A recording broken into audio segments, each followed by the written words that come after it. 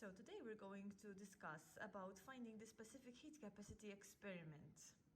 Just a small reminder, specific heat capacity, we said that it is the heat energy needed to raise the temperature of 1 kilogram of material by 1 degree Celsius. Okay, so if I have water and its specific heat capacity is 4200, it means that to raise the temperature of 1 kilogram of water by 1 degree, you need 4200 joules of energy. The equation was Q equals mc delta theta. So making C subject of the formula, I have Q all over m times delta theta. So to find C, the specific heat capacity, you need to measure the heat energy supplied, which is Q, the mass of the material, m, and the change in temperature. So how are we going to do that?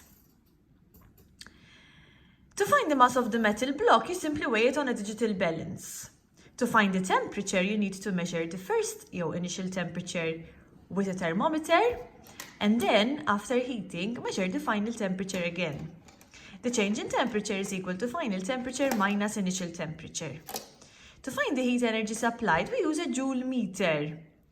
A joule meter is like an electricity meter, like the one you have at home that measures how much electricity you're using. It is in a small scale, and it measures the amount of joules of energy used by the heater. If the joule meter is not available, you can still do the experiment if you know the power of the heater, because we said that power is energy on time. So if we time the experiment using a stopwatch, we can use power times time equals energy supplied. So P times T becomes equal to Q. The setup you need to know how to draw. So let's say that this is the aluminium block. All right, and there are two holes drilled in it. In one hole we place the electric heater, and in the other hole we place the thermometer. We use some oil in the holes to have good thermal contact. That is one of the precautions. Then the heater is attached to the joule meter so that the joule meter can read the amount of energy supplied, and obviously it needs a power supply on and off. It's very important that we place legging around the block. Legging could be like wool or something that is not flammable, okay? And that will prevent heat losses to the surroundings, because if I have heat losses, the amount of energy needed to raise the temperature by 1 degree is going to be much bigger than it is supposed to be. The method.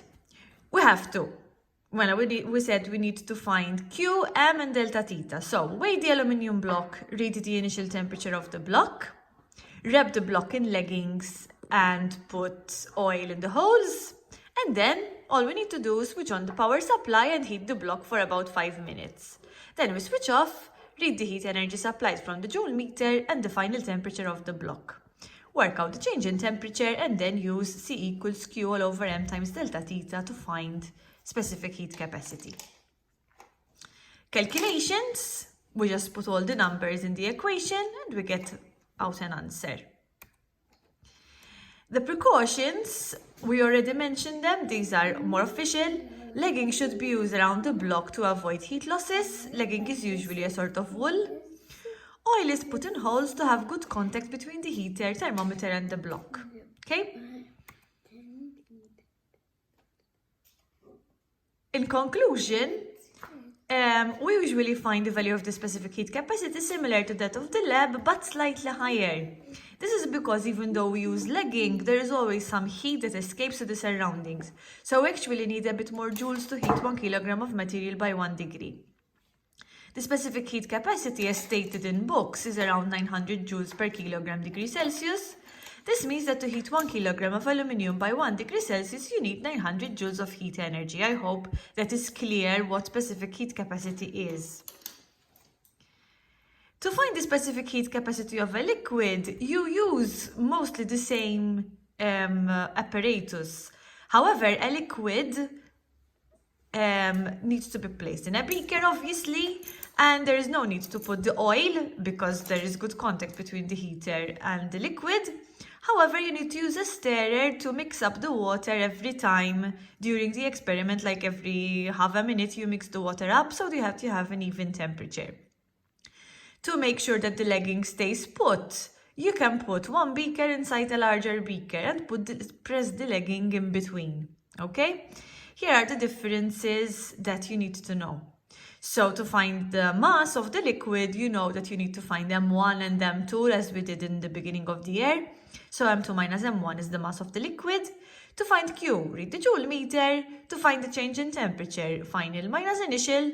And the precautions change a bit. Instead of the oil one, we say that we use the stirrer to mix. The legging is used either way, so legging is still used, it's still one of the precautions. Okay? Now, what is your job? You're going to write a report on a paper as if we were writing on the lab book and put it in the notes. So you go date, title, aim, apparatus, method, calculations, diagram, conclusion. You can get everything from this PowerPoint. You can focus on finding the specific heat capacity of the aluminium block. You don't need to write both for the liquid as well. If you want to write that for the liquid as well, all the better for you. Okay? Once that is done, let's go to the notes. And you have these 2 pages and work them out. Okay, basically they are a revision of what we did in this experiment with some calculations. So you have one and another page here.